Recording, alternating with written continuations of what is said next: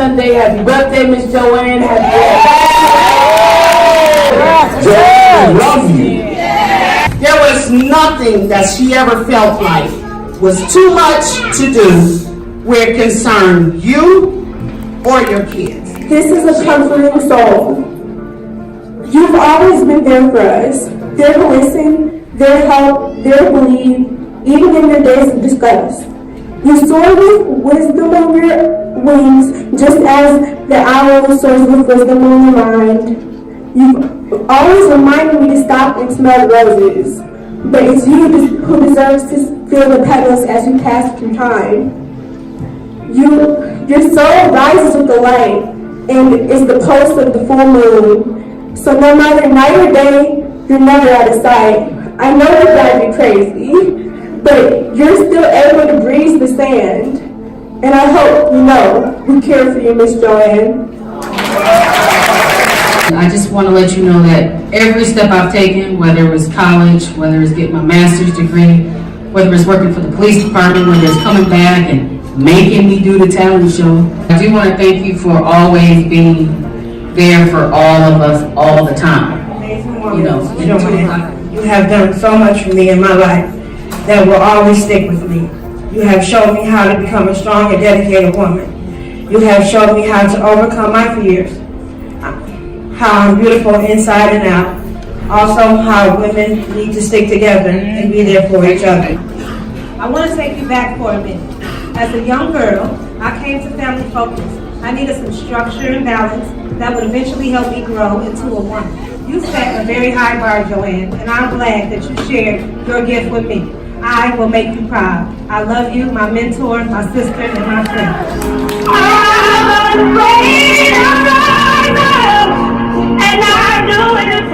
Me and I have a twin sister. We were going through some serious things in our lives. We were evicted. We moved all throughout Pennsylvania from place to place. And at one point in time, we were homeless because my mother lost our apartment because she smoked up the money for rent, and we were living there. And we were seriously struggling.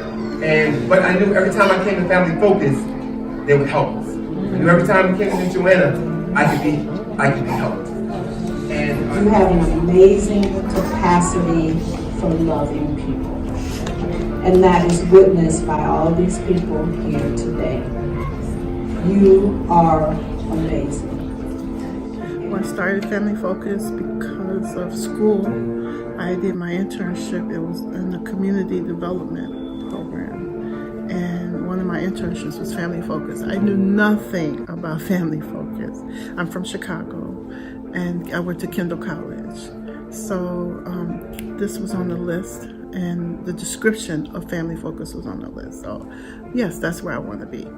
Family Focus started in 76, 78, 79. So you were one of the first employees? Yeah, internship. So you started here in your 20s? Yeah, because I was like saying to someone, I've really been here longer than that if I count the internship. Because I did 2 years of internship at Family Focus. And because of Ms. Holmes. Ms. Holmes let me do my internship here. I did it at Miller School. We weren't even I didn't even go to the Church Street location until she hired me. We were at Church and Dodge, next door to where Buku is, Gibbs Morrison. So that's where Family Focus was when you started? Yeah. Your degree was in? Human Services. Services from Kendall College. Yeah. Was it a BA or an MA? I had a BA and I have MA from Spurgis Institute in Human Services. Cool. Yeah. And tell me a little bit about why you picked this career. Because I wanted to help people, and because growing up, my mom was on public aid, and that's back then, the social workers came to your house and had to see what you had in the closet, or you couldn't have this, you couldn't have that, couldn't have any evidence of any relationships living in the home. And one of the social workers was really mean to my mom. You can't have this. Why you have this in here? As a child, I'm looking at this lady talk to my mom like that. And she was in the social service realm. I didn't know it was social service, but as I got older. So I vowed to,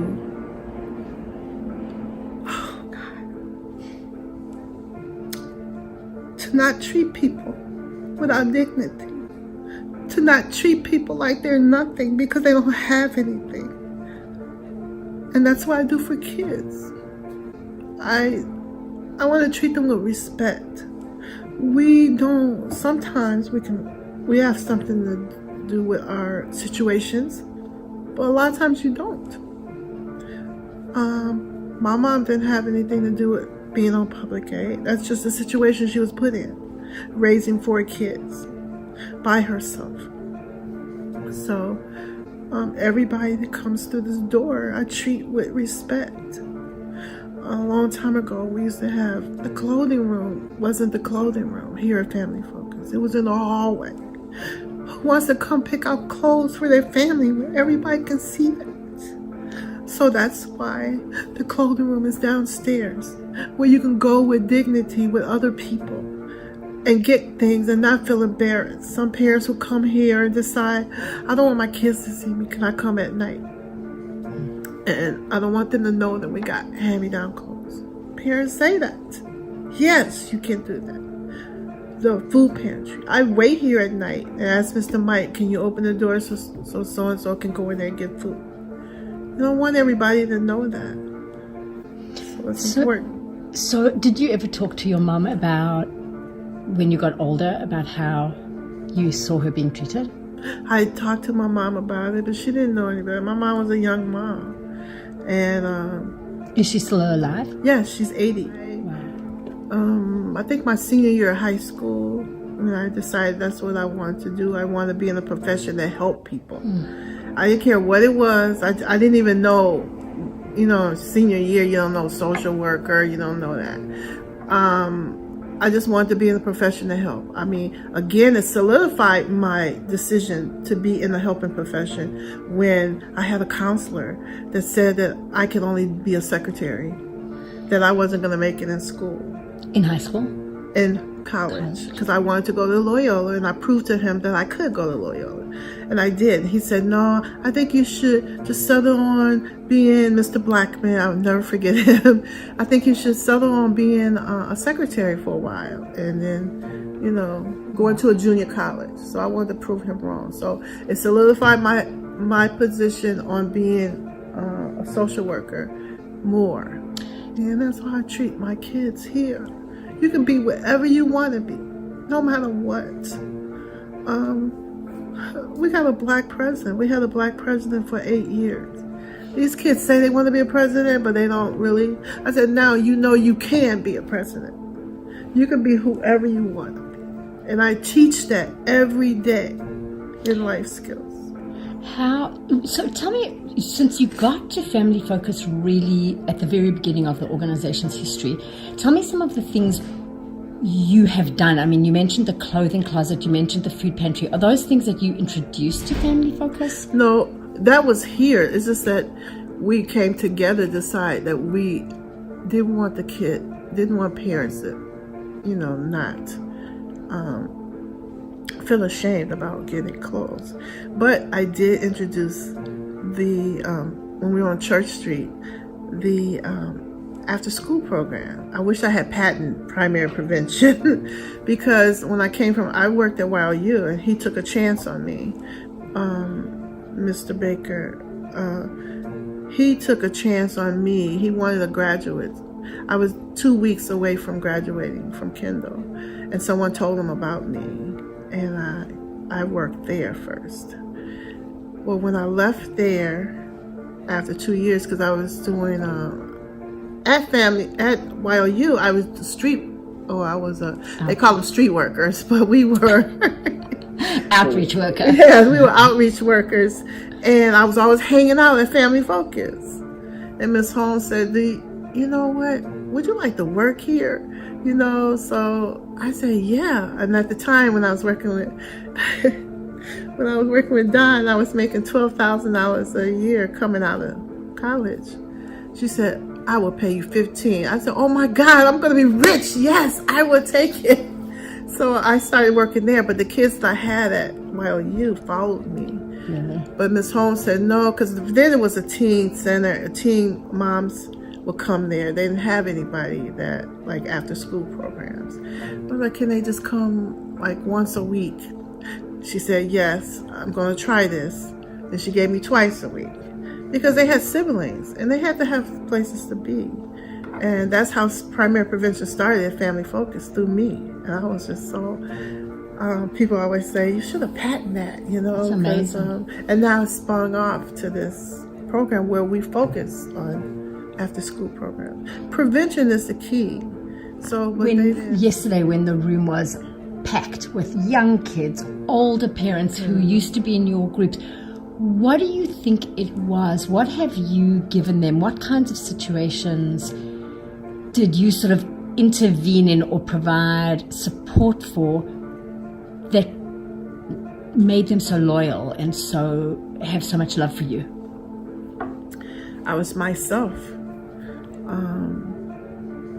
I treated all of them as if they were my own, and that wouldn't change. They weren't just kids to me coming to the center. They were my kids. And I would tell them, back then I didn't have my daughter, but I knew how I wanted to be as a parent. So I really put myself in a parent role, not taken away from the parent, but while they were here for 3 hours, they were my kids.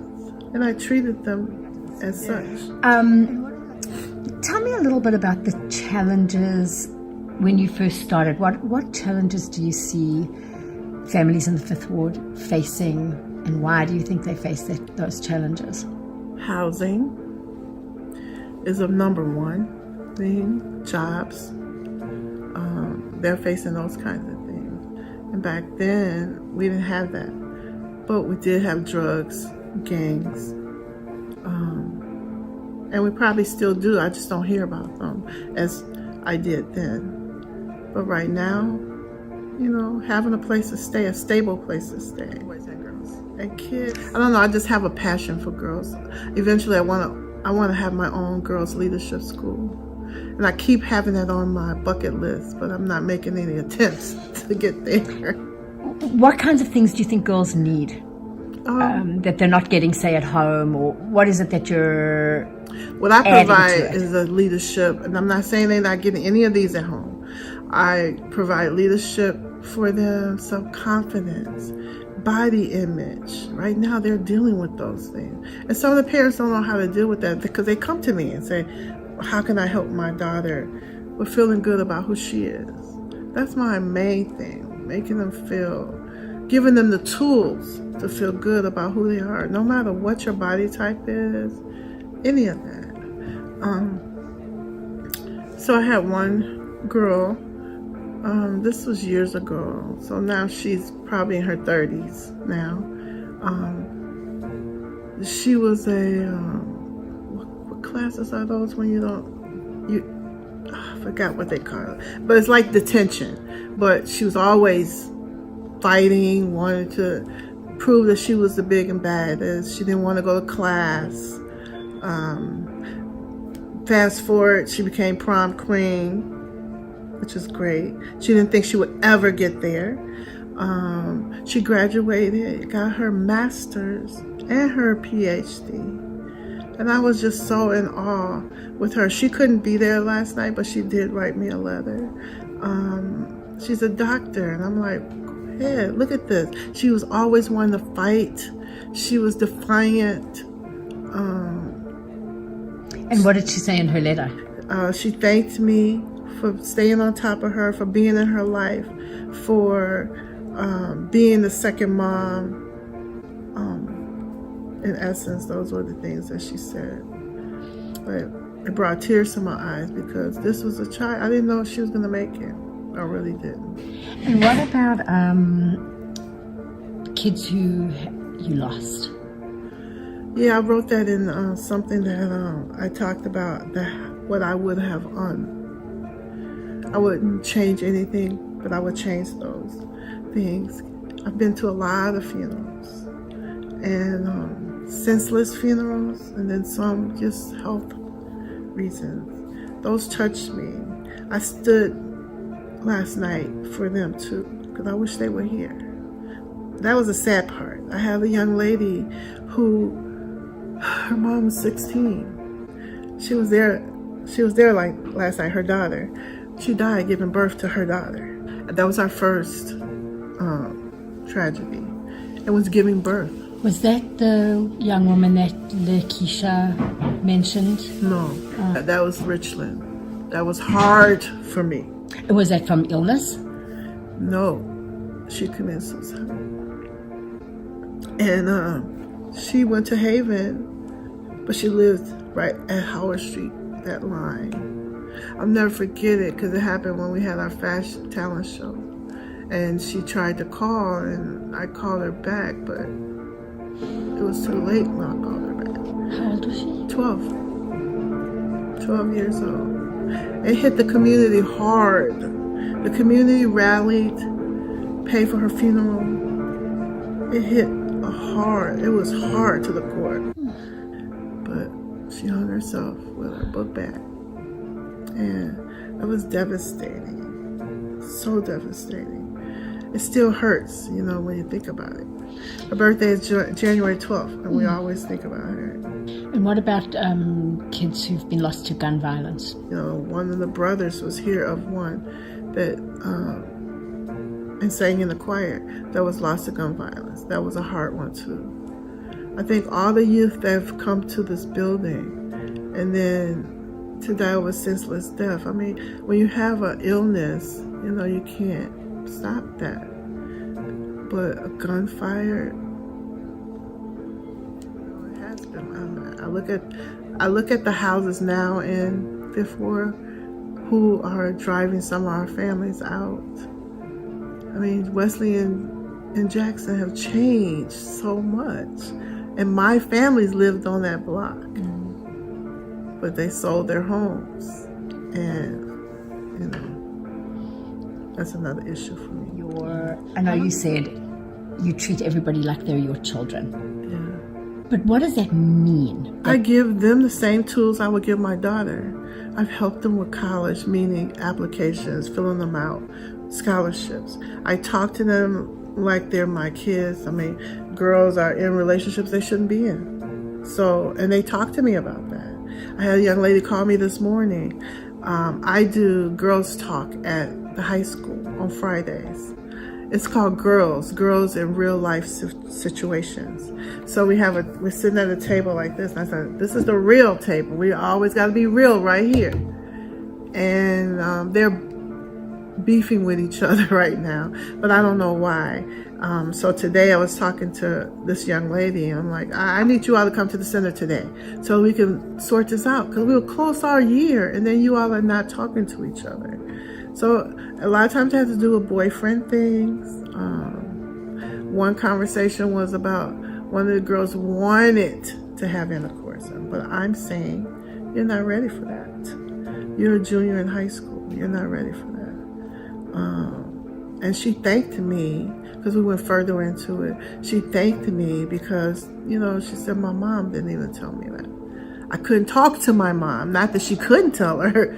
She couldn't talk to her. They tell me things that I can't believe that they tell me. And they trust me. Tell me a little bit about why you think Family Focus as a program and as a building are so important. Family Focus Evanston. What's important for this community, it's important that the kids have a strategic place to come where schools will drop them off, the buses, and they come to a program that's safe, that they can get the tools they need here. The building is so important that the building stays here and have vital programs here. From not just us, this is a social service building. So it's important that parents have a way. Do you know that schools do their conferences here? Because it's easy for the parents. It's a safe place. So neutral territory. They don't feel welcome coming to the school. So several schools set their conferences up here. Having the conferences here started a long time ago. But the only reason they did it is because they weren't getting the parents to come to the school. And they come here. Yeah, they come here. It's safe.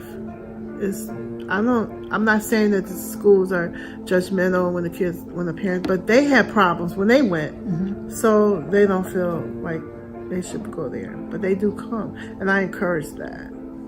But the building is so important. I don't know, every time I think about the situation that we're in all the time, where the kids go. Of course, they say that they'll find a place for us. Well, where can you go? Well, all these kids can come to, where the buses will let them off right here. There's no place. Downtown Evanston, where? There's no location that you can have for family focus. It has to be here. And I hope that people realize how important it is. I think when we did the march, we had a lot of people to come up and say, wow, I didn't know Family Focus did this. The kids had a voice, because I teach them to have a voice. You have a voice. This is your building. Let's talk about it. Let's do this march and do that.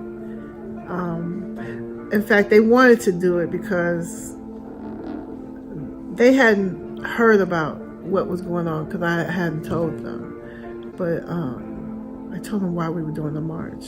And it was just to make the community aware that we're here and kids have a voice in what happens here. We have kids. I had one little boy that came to me 2 weeks ago. He said one of the boys at his school called him a nigger. Where did he get that? How would he know that in 3rd grade to say that to that person? So we still have those kind of things happening. I mean, he was hurt. He came here crying, and I had to call his mom because he really didn't want to talk to anybody but his mother. It hurt him because that word is not allowed at all. I like to prepare all the kids that I work with. They're gonna eventually be adults like we are, and they're gonna eventually go on and do some things. But I want them to be aware now, so they can go back and say, I remember when Miss JoAnn said that. And I want to thank her for opening my eyes at a young age. You know, it's things like voting, filling out scholarship papers to get money for school. You know, those things. We do that here. I do mock interviews with them. So I want them to be prepared. What are your hours? I have none. I always tell the kids, you know, Family Focus always got on me about that. You know, but if they need me at 3 o'clock and I hear the phone, I'm going to answer it. And those have been cases like that, where someone just needed to be talked down from something. Do they have your cell phone number? Yeah, everybody does. This is the first year I started putting it on my card when I hand out my card, but they've always had my cell phone number because I want them to know you can call me anytime you want. When you were growing up, you saw how social workers treated your mom with so much disrespect. What do you think it was? That you had a single mom who was young. How old was your mom when she had you? My mom was 18. So she was a young single mom. She had 4 kids. How did you sort of break out of that situation? Because she only went to 10th grade high school. And I was determined. And she always spoke in the house, education. She wanted us to get a good education. She always said that because she didn't.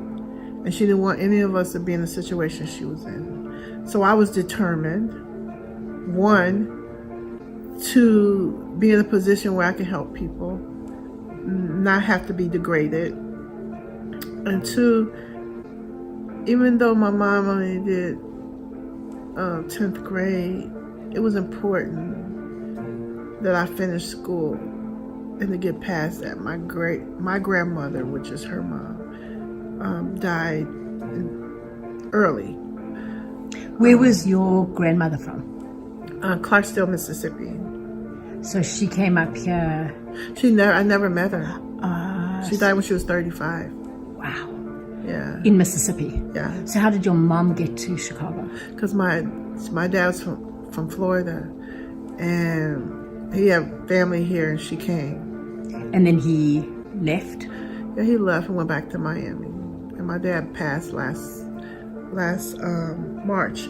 I didn't have a relationship with my dad till I was 17. I was determined to find my father.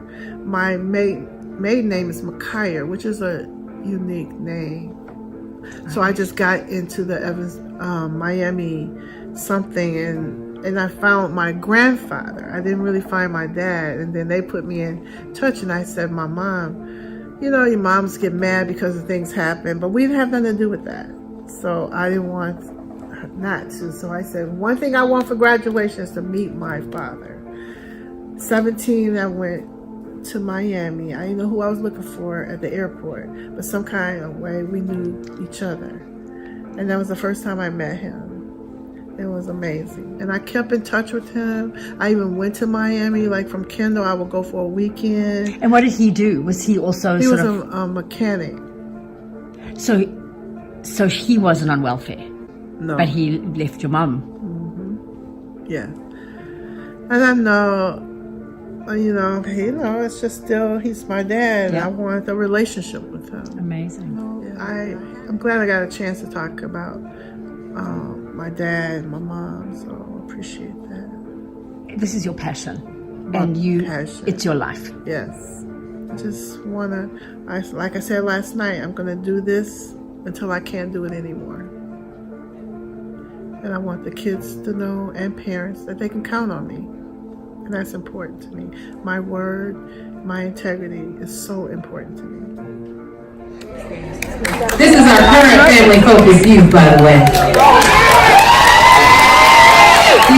Broken down and tired of living life like the way that I love inside.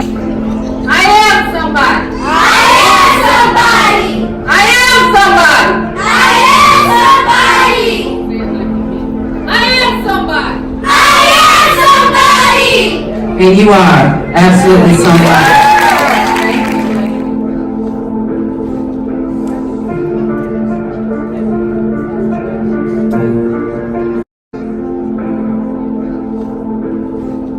I thought about how I could say what you are to not only you, but to everybody in this room.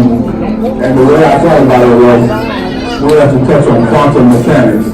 The idea that all of us are nothing but particles from a big explosion that happened somewhere out in space, and all those particles are all they're joining with everything's Big Bang theory, because everything I ever did, I did because I stood around and your vibrations, just the energy that you give off. And I know that everybody in here understands what I'm talking about. You have a way of making people feel part of you. I don't know anybody else who has that power like you do. And every time I see these kids, they used to be our kids, and now they're adults, raising their own kids, and I heard them talking to their kids like you talk to them, I realize that you are a force of nature all by yourself. I could fly higher than an eagle, for you were the wind beneath my wings. JoAnn, I love you.